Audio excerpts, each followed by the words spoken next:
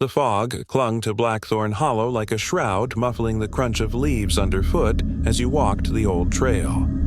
The town of Blackthorn, tucked in the shadow of West Virginia's Appalachian foothills, hadn't changed much since the 1920s. Its coal mines had long since closed, but the scars remained rusted machinery, crumbling shacks, and the stories. Everyone knew about the Blackthorn mine collapse of 1923.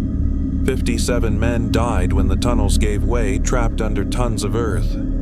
The official report blamed unstable rock, but the locals whispered of something else, something older, hungrier, that lived in the dark. You'd heard the tales growing up a lantern that never went out, carried by a miner named Elias Ward. He was one of the 57, a quiet man who'd worked the deepest shafts. His lantern, an old brass thing with a flickering flame, was found at the collapse site, glowing faintly despite the dust and debris. The rescuers swore it moved, drifting deeper into the mine as they dug. They never found Elias, but the lantern was kept in the town's small museum, locked in a glass case. Some said it flickered at night, casting shadows that didn't match the room. You weren't one for ghost stories, but the job was a simple night watchman at the museum. The pay was decent and the quiet suited you. The building was a squat brick structure, its windows fogged with age. Inside, the air smelled of wax and old wood, and the exhibit's pickaxes faded photos. Miners' helmets sat in dim silence.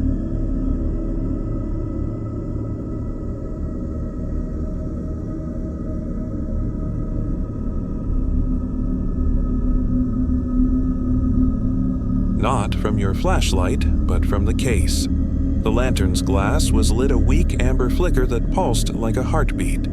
You checked the case, locked, no power source, no explanation. The light grew brighter, casting jagged shadows across the room. They moved, not with your steps, but independently, stretching toward the walls like fingers. You told yourself it was a trick of the mind. Old buildings played games with your senses. But the next night, it happened again. This time, the glow was stronger, and the shadows formed shapes, silhouettes of men, hunched and staggering, their outlines jagged with coal dust. You heard a sound, faint at first, like a pickaxe striking stone. It came from the basement where the museum stored broken artifacts and old records. The door was locked, but the sound grew louder, rhythmic, deliberate. You didn't go down there. Not that night. By the third night, you couldn't ignore it. The lantern's glow filled the room now, its light spilling onto the floor like liquid. The shadows were clearer men with hollow eyes, their hands clawing at the air. The pickaxe sound was joined by whispers low and urgent in voices you couldn't understand. You checked the case again, thinking someone was pranking you. But the lock was untouched, the lantern cold to the touch despite its glow. You called the curator, an old woman named Ruth, who'd lived in Blackthorn her whole life. She didn't sound surprised, just tired. "Leave it be," she said. "It's been restless before." She told you about Elias. He wasn't just a miner, he was the last to die in the collapse. Survivors said he'd stayed behind, guiding others to safety with his lantern. But the deeper tunnels were cursed, the old-timers claimed. Something lived there, something that fed on despair. Elias had made a deal, they said, trading his soul to keep the lantern burning to lead the lost. But the thing in the dark didn't let go. It wanted more. You didn't believe her, not fully, but you couldn't shake the feeling that the lantern was watching you. On the fourth night, you brought a camera thinking you'd document the glow, prove it was just a glitch. The footage showed nothing but static where the lantern should have been. The shadows, though, they were there, moving across the screen, reaching for you.